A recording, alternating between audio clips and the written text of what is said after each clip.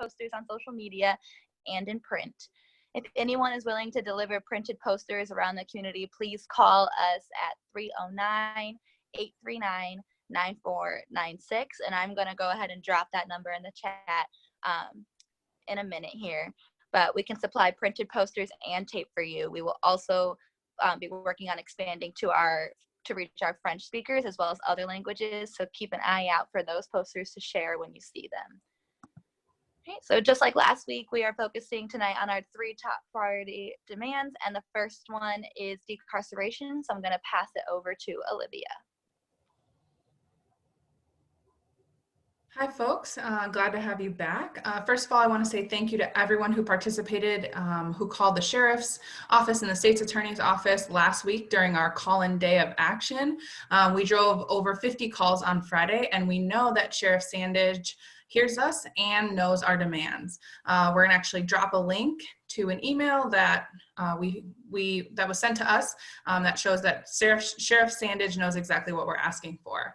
I also want to talk for a second about the urgency and seriousness of decarceration during this time.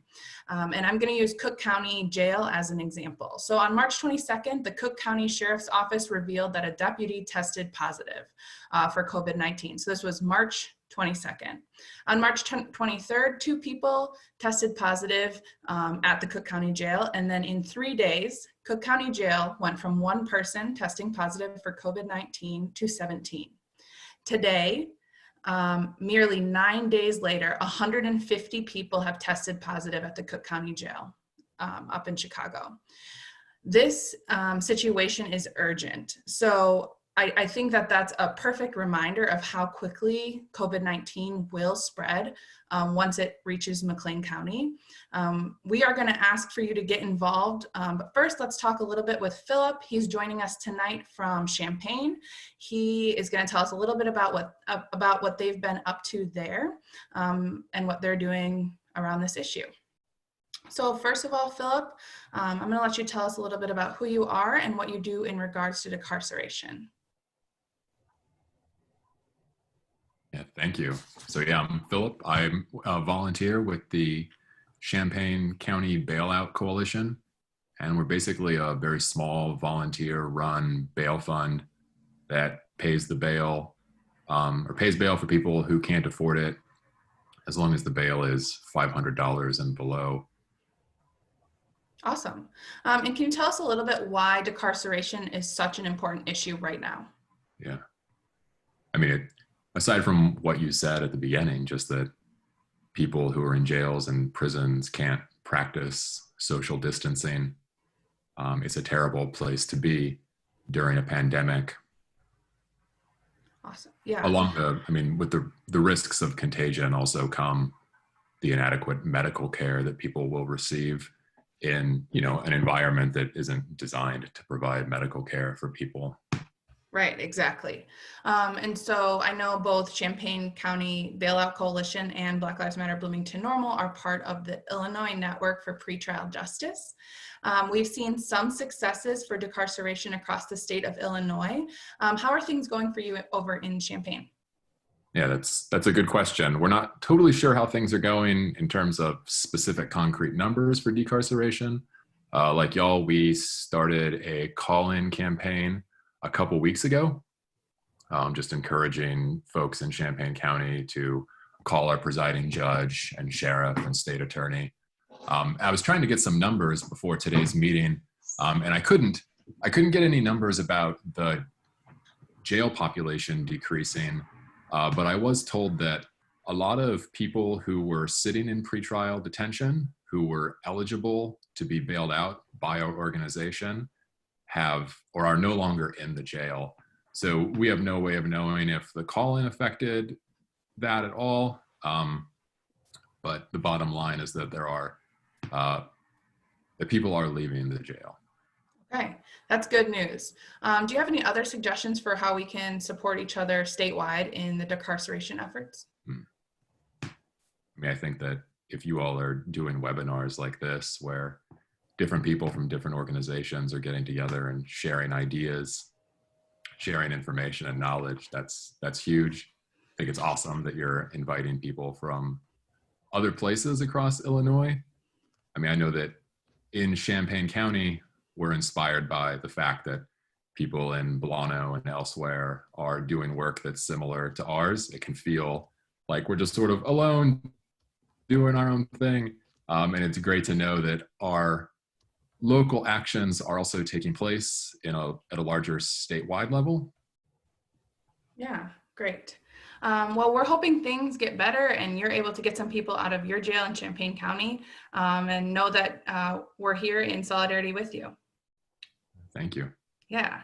So folks on this call, local folks, you might be wondering how you can get involved, right? We just heard about the urgency of this situation, how many people are sick up in Cook County, and we are having another action call-in on this Friday. So last Friday, we focused on Sheriff Sandage, but we're also realizing that other folks in the community may have the same or more power to influence what happens in the jail and decarcerate. So this week we are focusing on the state's attorney and the chief judge. So if you can commit to 2 calls on Friday between the hours of 10 and 4, I would like you to head over to that chat box and type yes. So we're hoping that you and maybe a friend can jump on the phone sometime between 10 a.m. and 4 p.m. on Friday. And if you can commit to those 2 calls, the state's attorney and the chief judge, we would love for you to pop over to that chat box and just go ahead and say yes. We are going to post the link to the Facebook event.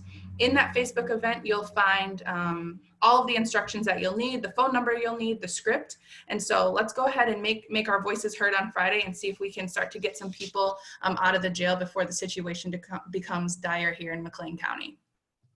Awesome, I see a lot of people typing yes, so glad to see that. Next up, we're going to have Dawn, who's going to talk to us a little bit about housing.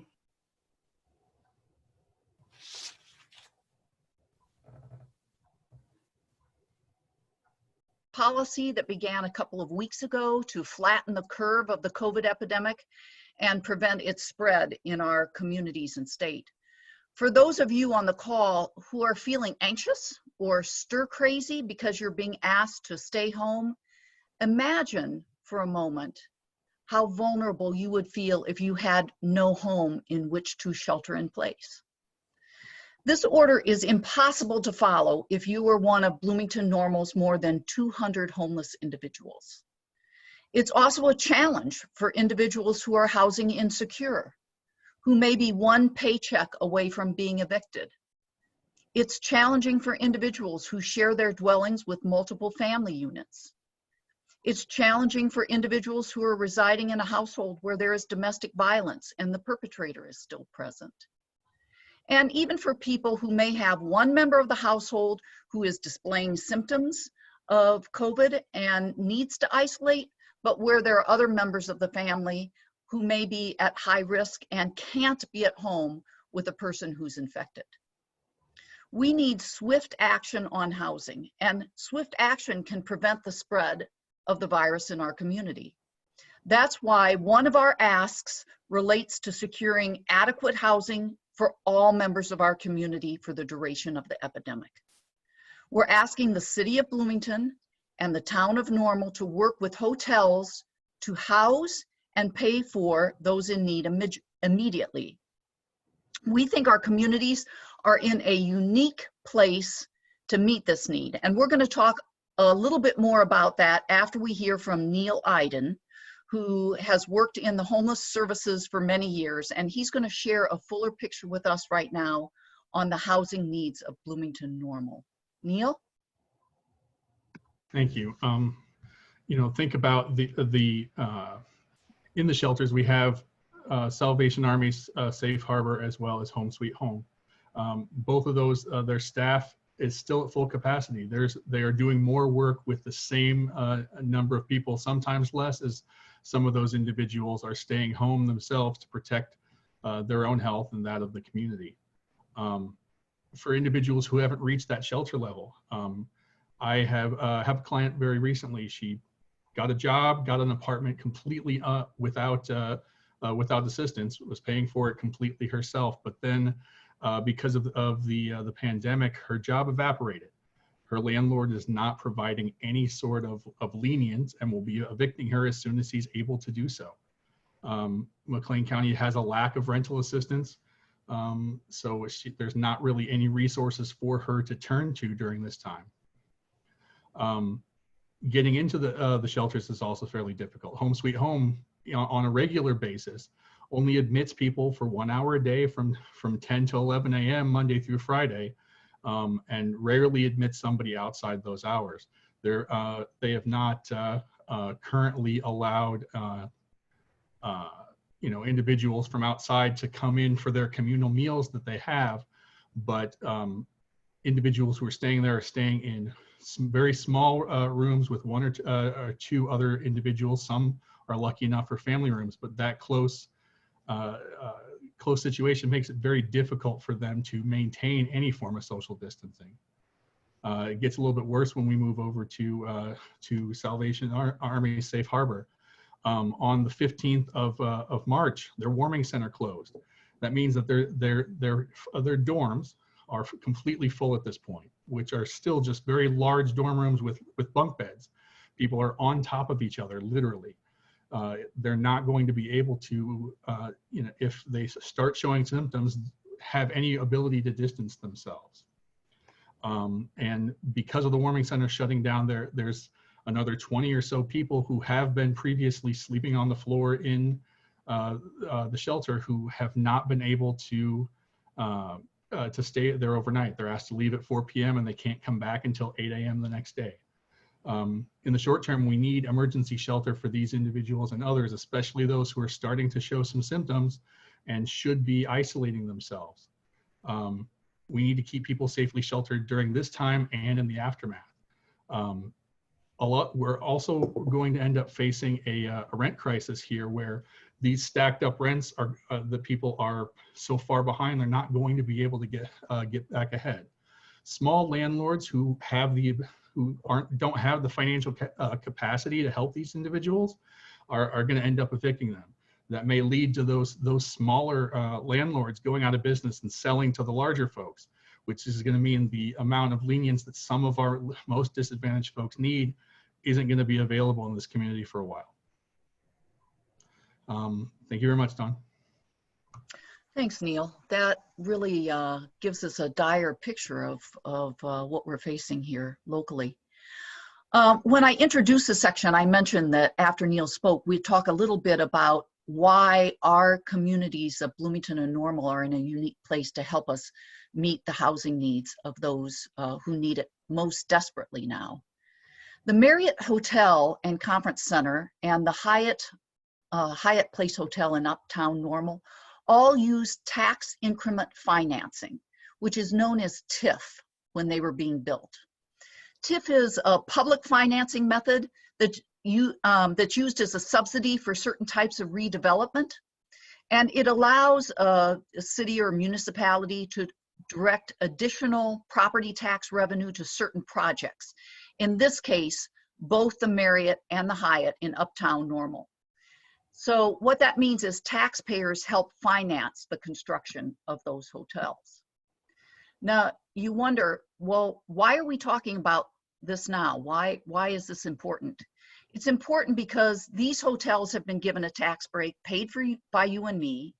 And now as taxpayers, we believe that they can be asked to help meet the need of the community at a time when their occupancy is down, but the community's need is growing for housing during the COVID crisis. In Bloomington, the council voted unanimously to approve providing $675,000 in tax rebates for up to 10 years when the Baymont Inn and Suites on IAA Drive was being renovated into Best Western Plus Hotel. So we have 2 hotels in Normal and 1 in Bloomington, which have received generous tax credits or breaks from us. And we as the taxpayers should have a say in how these hotels are being used, especially during a time of crisis. We aren't the first community to be strategizing about how to meet community needs with community resources. Many of the early portions of our platform are already being met. For example, we want there to be no utility shutoffs and no foreclosures and no evictions during the crisis and its immediate aftermath. And some of those areas are already being worked on or have been met through various edicts by the state or local government. But housing needs have certainly not yet been met. And as I mentioned earlier, even before the crisis, there were 200 homeless individuals in Bloomington-Normal and many, many more who are housing insecure. You heard Neil talk about occupancy in the shelters. Well, open rooms housing dozens of people on bunk beds is a local epidemic in the making. On Governor Pritzker's website, the stay-at-home measures comply with what is set up by the Center for Disease Control. And the Center for Disease Control prohibits gatherings larger than 10 people. It also bars residents from socializing in person with people outside of their household, meaning even small parties and casual get-togethers should not be taking place. It is clear that mass housing in shelters is not acceptable following those guidelines. Wuhan, China, which many believe was the first place to see this virus, flattened its coronavirus curve when it began using hotels to house what they call lightly ill patients, those who tested positive but who didn't need hospitalization. An op-ed in the New York Times on Monday has called for the same thing in New York City. We're proposing something similar. First, we're proposing that the vulnerable well who need housing be housed immediately. This would prevent the spread of the virus among our homeless population and the housing insecure. But we're also proposing that a separate hotel be available to house the mildly sick, people who test positive but who don't need to be hospitalized, much like what happened in Wuhan and is being proposed in New York. This would protect family members who are currently being asked to shelter in a house with a sick family member who could infect them all. This would also protect the larger community by having a centralized quarantine. Here's where things stand right now. Last week, we received affirmation from Bloomington's Mayor, Terry Renner, to work on all aspects of our platform, of which housing is a part. Several days ago, we sent a letter to Mayor Coos and Town Manager Pam Reese in Normal, requesting that they work with us to use the large vacancy in Normal's hotels to help us meet the COVID housing needs. And by the way, I called the Marriott today and they said they are at extremely low occupancy. As of today, we have not yet heard from Mayor Coos or Town Manager Pam Reese. And we don't claim to have all the answers, but we know our cities can do more and must. And with your help, we're going to see this happen. Thank you very much. And next, we're going to hear from Rachel Shively on direct aid. Rachel? Hi, everyone. I'm Rachel. I'm talking about the third demand that we prioritize, which is direct aid. So we're calling on the local governments to act immediately. Like, this is urgent, to provide direct aid to people who need it during the outbreak. Neil mentioned this. If it's not right now, I mean, today's April 1st, so people's rent is due today. But if it's not right now, I mean, as Neil mentioned, bills are going to be piling up. Bills for rent, bills for mortgage, bills for utilities, for food, for all of our daily basic needs. And if you've lost your job, you know, how are you going to pay these bills? And it wasn't like we were giving lots of time to you know, save up and plan for this crisis. So we need local government to quickly prioritize, make it an urgent priority to prioritize spending that meets our community's needs. So for example, if there's a choice between, like I heard this last week, the Bloomington City Council decided to spend some money on new trucks, even though the old existing trucks, you know, still work. And so I think that we should really try to prioritize some of these things that might be on the calendar, but aren't urgent, absolutely urgent needs. Whereas, you know, direct aid to people in need, that's really urgent. And, you know, I want to recognize that we've probably all heard by now that the federal government will be sending people $1,200, some people anyway. And while this is definitely going to help some people to pay their bills, if you think about it, $1,200 is a month is minimum wage, and for we know that that's not a living wage, not something you can typically get by And in addition to that, there's some people who aren't going to actually receive the $1,200 right away, and some who won't receive it at all. So I want to mention some of those examples. So for example, housing insecure or unhoused people, like we talked about with Neil and Dawn, they may not have a mailing address where they can receive a check, or if they don't have a bank account to get direct deposit, they may have difficulty receiving this payment. For those that may be housed but don't have bank accounts, they would need to wait weeks for these checks to be written and to be mailed out. So what will they do in the meantime is a question we could ask ourselves. The federal relief check, the $1,200, also requires a social security number. So they left out anybody who doesn't have a social security number. And just to give you an example, some immigrants pay their taxes as they would, as anybody would. But they do it with a different type of number, which is called an individual taxpayer identification number, which is different from a social security number. So the federal aid has excluded folks who use this taxpayer identification number.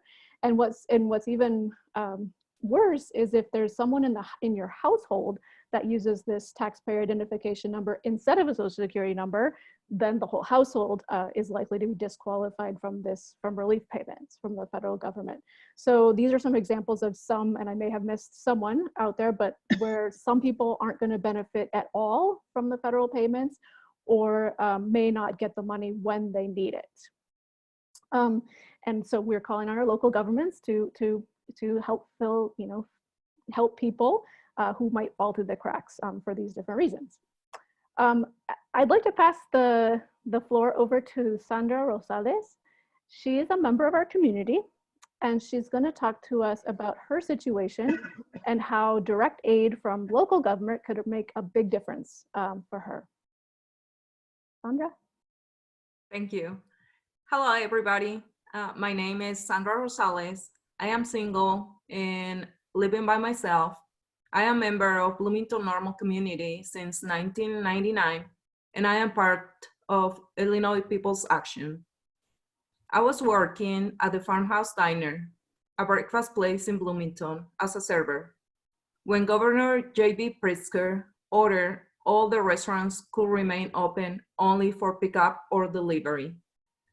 But even before that, we were struggling to stay busy because people didn't want to go out that much because of what everybody was seeing on the news regarding COVID-19. Also, my workplace was fairly new. They were only open for less than 6 months. That means a lot of people didn't know about us yet.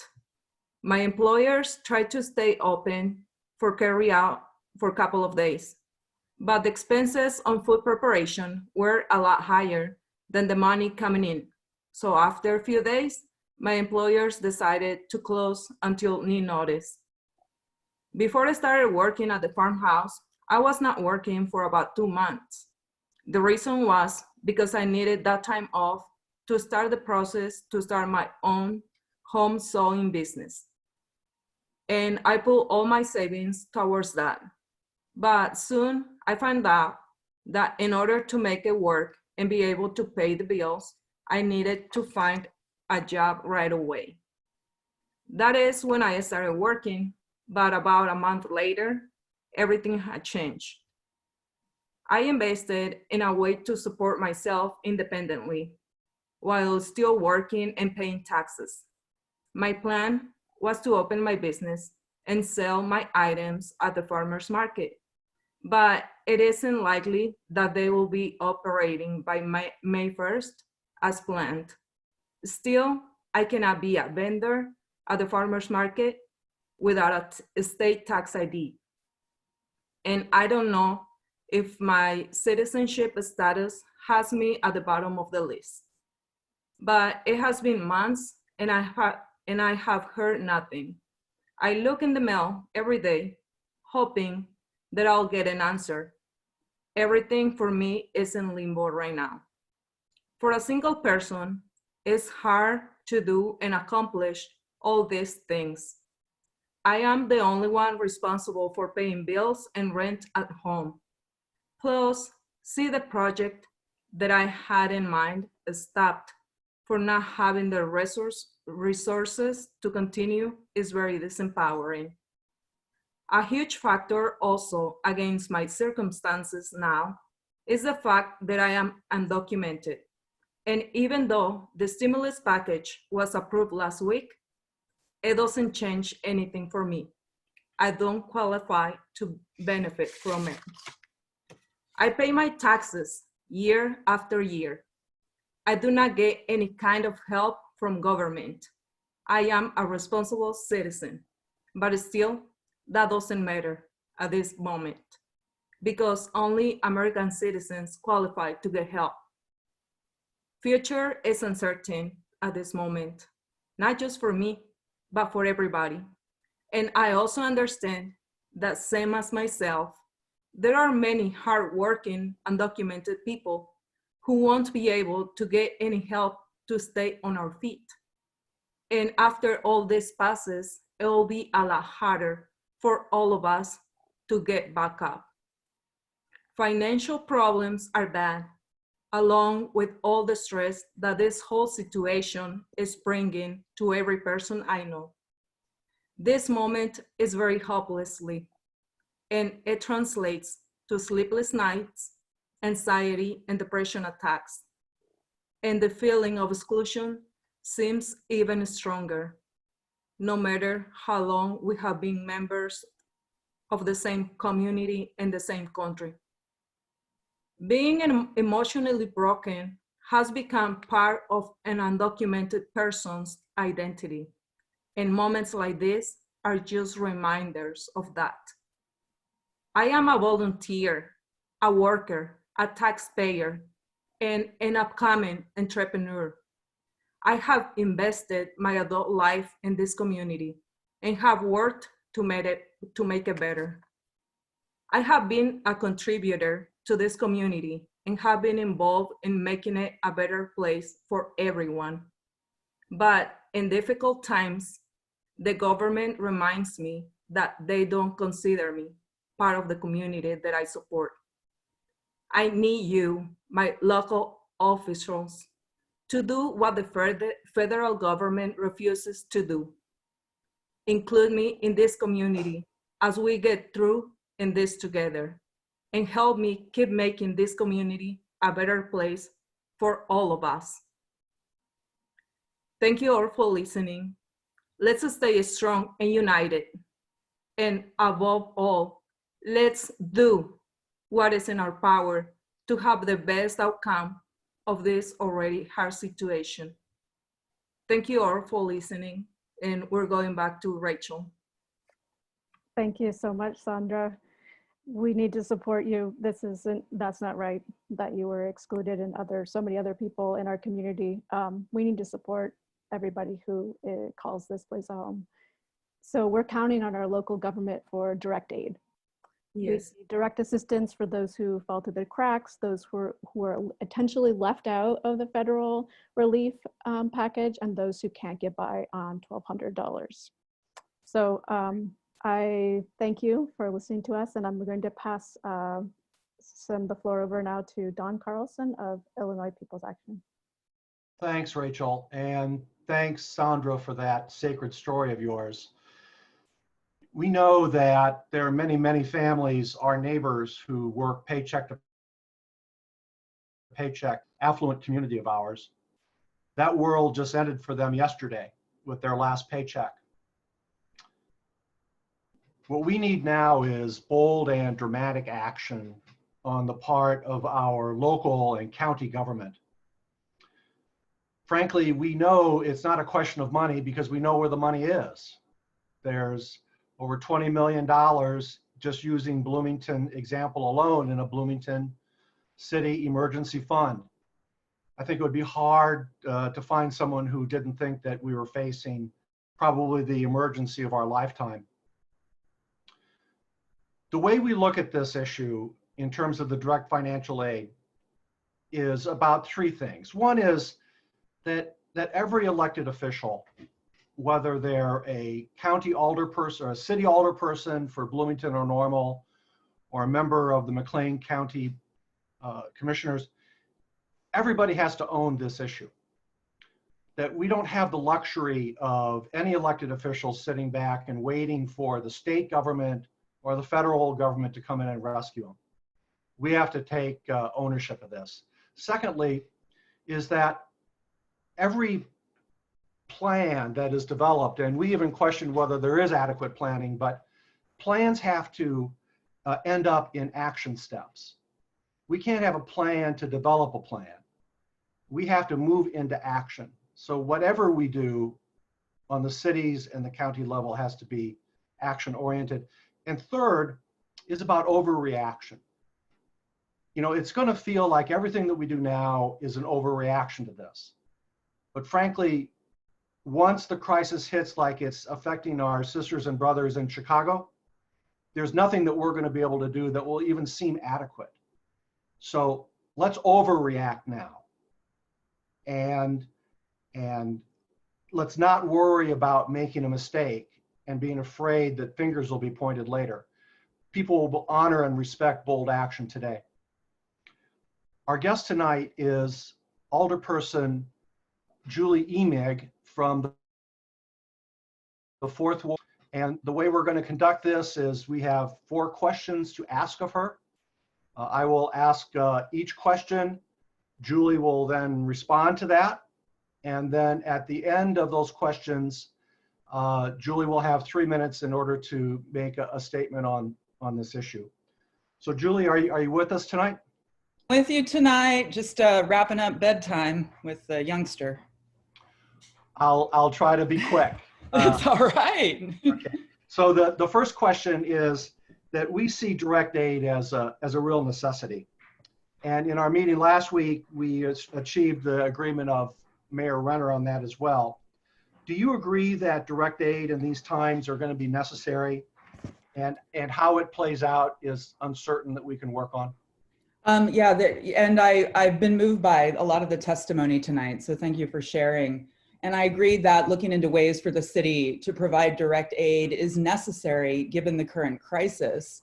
As a municipal body, we are of course responsible for ensuring that the city is functioning, and we have public works and public safety, and all of that is important. And so I'm in no way suggesting that those items that we're responsible for fall to the wayside. But what I am suggesting is that as a government official, we're also responsible for ensuring that our community is connected and as safe as possible. So in that light, the second question is about how do we make, I'm sorry for interrupting. No, it's okay. The remaining questions are about just how we're going to make that happen. And thank you for that answer. Mm-hmm. So the second question is, are you willing to be a champion on this? And if necessary, and we think it may be necessary, to have a special meeting of the city council in order to debate and decide this? Yeah, I wouldn't, for me, I'd say I'm willing to be as good of a public servant as possible. And I do think that if we could come together around an actual proposal, it would be a productive meeting to figure out some steps that we might be able to take in this crisis. Thank you. The third question, again, is a process question. We know that we have to have a majority on the council in order to take any action whatsoever. Are you willing to be that champion who helps put together a working majority on the council on this issue? I'm absolutely always willing to have conversations with my colleagues, and I'm looking forward to continuing to talk about ways that we might be able to come to some agreement about what we can do given the gaps. Very good. And then finally, this is the third meeting of grassroots and faith leaders that has been meeting on this crisis over the last couple weeks. And sadly, we think we'll be having more meetings. Would you be willing to involve grassroots and faith leaders like some of the people who are on this call today in helping to work with you on developing solutions on how much money we need, who gets it, what it should be for, and those sorts of resources that we can provide? Absolutely. It's going to take all of us working across like the local, county, state levels. We can't do this alone. We need to work in tandem. Julie, thank you for those answers, and thank you for being my alder person in where I live. And now if you'd like to take a few minutes and have a statement if you'd like. Sure, yeah, thanks Don, and I'll keep it short because I know time is of the essence. I just want to urge everybody to please complete the census. So many of our dollars are tied to this, and understandably there's a lot going on in the world right now, but everyone, PSA, complete the census. Also, the City Bloomington website, the city government website, was updated very recently and contains a plethora of resources and information. So I urge everyone to check it out. And I just want to acknowledge our first responders and healthcare workers today because they are on the front lines, and it's going to get much more challenging going forward. So I thank them, and I thank everybody for doing their part. Thank you again, Julie, and we'll be back in touch very soon. But next on the agenda is on public feedback and action steps, and that's Joel Studebaker. Joel. Thank you, Don. And yes, we want to talk about what can we actually do, and after we talk about what we can actually do, then we're going to move on to talk about what it is what questions remain, and give you the opportunity to ask questions of the panelists that we've assembled here today. So without further ado, what is it that we can do? Well, the first thing is we can talk to our local elected officials. We all know that this is in our officials' hands, and we can think and dream up solutions. We can discuss them on these calls, but we need people like Julie just did to connect and commit to these issues and actually start taking action on them. That happens in council chambers, that happens in the offices of our city managers. And so please do that. This week, we're focusing in on the state's attorney and the chief judge to really hone in on decarceration and make sure that we get people who shouldn't be in the jail out of the jail and out of what can quickly turn into a very unsafe situation. And we want to keep pressing our officials on the Normal and Bloomington councils, as well as the mayors and staff. We're going to be putting a link in chat in just a moment. This is our action guide, and that guide includes all of the email addresses for all of our local officials so that you can copy those, paste them in as CC, and then tell all of our local officials what you want to see them do. Second, you can sign the petition. We have a public petition with all of our demands listed. That's also included in the action guide. So one link is all you need to worry about.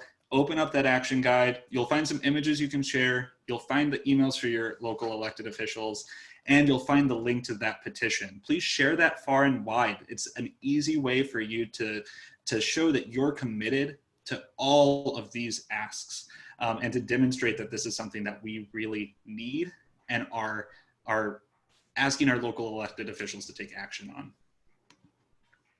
Then please help us grow. In the next 24 hours, we'll be sharing out the link to the next meeting on Facebook. So, find that and share it with your friends. Take a couple of minutes and invite them and make sure that they know what's going on. Have those conversations. We've got probably more time than most of us have had any other time in our lives to be having conversations with the people that we care about. So take those steps. And if you haven't already, follow some of the organizations that people on this call are members of, like Illinois People's Action, Bloomington-Normal Democratic Socialists of America, and Bloomington-Normal Black Lives Matter, so that you can get updates about the actions that are being taken and get the link to this call every single week. And then finally, please share your story. If you've been impacted by this, if you know somebody who's been impacted by what's going on, email us and share that story. Organizingoncovid@gmail.com is where you can send all of those messages so that we can share those out on these calls and discuss them and to elevate those and lift up the experience of real people in our community. Now, we want to take about 10 minutes to discuss, the questions that you have. So we've already seen some questions that are coming in. But open up that chat if you haven't already. And start putting in any questions that you have. We'll do our best to get to everything. If we don't get to you and you have something that remains unanswered, please email us at organizingoncovid@gmail.com. I want to point out a few things people have said already. One, we had a few people who said that, they're willing to be hanging those flyers up. Thomas Witt said that he's a healthcare worker and can do this, that he'll be hanging those posters up on Friday wherever needed. And a big thanks to Robert Garcia, who said that he's got a ton of printed flyers already and is willing to share them and even deliver those to the door of anybody who needs one. If you need access to that, hopefully we can get the phone number to call posted in chat one more time, or email us at Organizing on COVID and we'll get you hooked up with somebody who can help. We had another question about mutual aid from Jacqueline Gunderson. She said, a few friends of mine said they signed up to volunteer and haven't heard anything yet. Are all of the needs met, or are we just still catching up? And so as Radiance mentioned earlier, actually, Radiance, are you still on? Are you able to speak to that? Yes, sorry. Currently, there are a lot more volunteers than what the mutual aid team is able to deploy, but we are expecting that as we continue to be in the stay-at-home order, needs are going to continue to rise. So we're excited to have that many volunteers on standby. Awesome, thank you, Radiance. I know last week mutual aid team reported out that they had over 80 volunteers. Which is just an enormous response. What you can do in the meantime is share that phone number far and wide to make sure that everybody who needs help and can, really use somebody helping to get those materials to their door has that phone number and knows that there's somebody willing to do the work to get it to them. Okay, go ahead, post any questions that you have in the chat. We had another question from someone who asked about the script for the action on Friday for decarceration, which Olivia had talked about earlier. They said, I don't have a Facebook. Is there another way I can access the script? If you don't have Facebook and would like to receive updates, go ahead, send us an email at organizingoncovid@gmail.com. We'll make sure that you'll get updates from us and connect you to whoever is involved with those other pieces so that they can tell you what's going on. We had somebody who just said that they were a mutual aid volunteer and it was really easy and very organized. So Jackie, I'm going to unmute you if you don't mind sharing what that experience was like with everybody on the call really quick. You're unmuted. Hello, everyone. I was called to fill in as a last minute. I'm scheduled for later, but it was just a last minute need. It was a really easy process. I got a text message. I picked up the bag. I had everything I needed in the bag: gloves, which I did not use, wipes, and hand sanitizer, and a gift card. And I went and I bought all the items. They had the specific brand that they would like, the specific everything that they needed. And then there was instructions for how to drop it off. I dropped it off. I texted the person and I received a response that they were extremely grateful. I took everything back. I wiped everything down before I delivered it. And then I took everything back in the bag and it was all sanitized for the next volunteer. It was super easy. And like I said, it was really well organized, good communication. I felt like I was able to be successful in supporting this because everything was handed to me and all I had to do was just go get it. Thank you so much for sharing.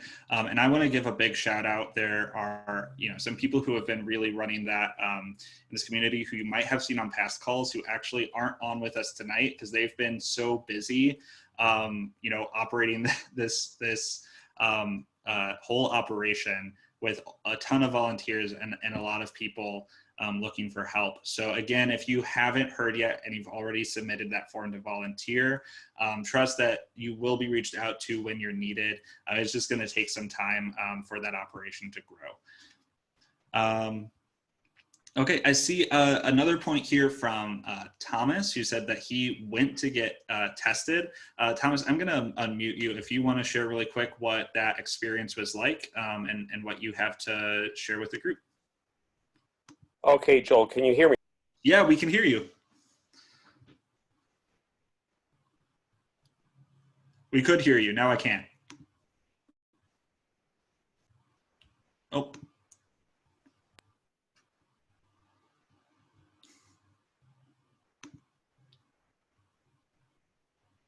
We lost you, Thomas. There you go. Okay, are we here now? Can you hear me? We're here now. Okay, very good. Anyway, short version, I've been exposed multiple times at work.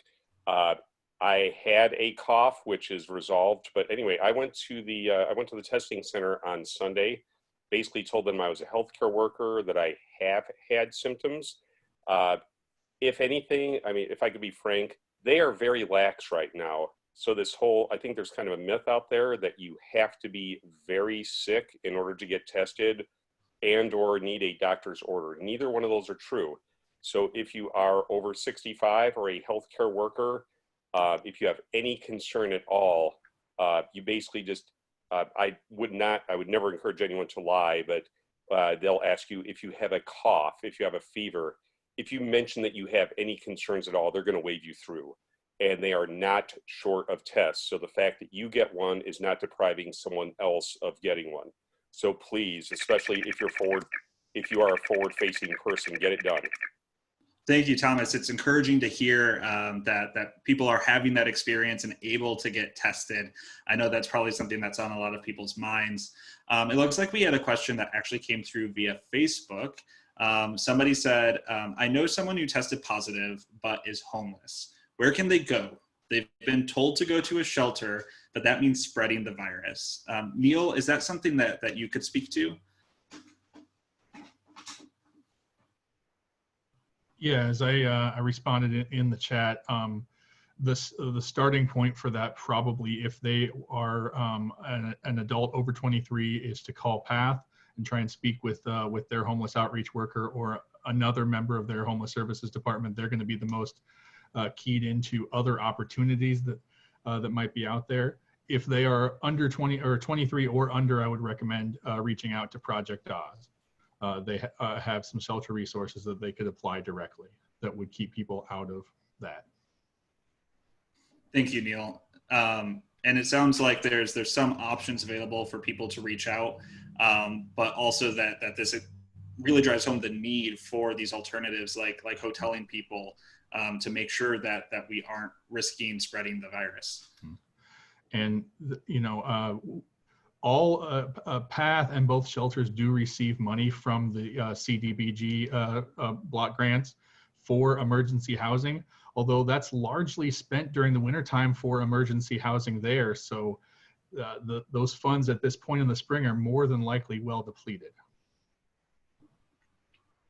Thank you, Neil. I can hear Joel on this issue too. Yeah, go ahead.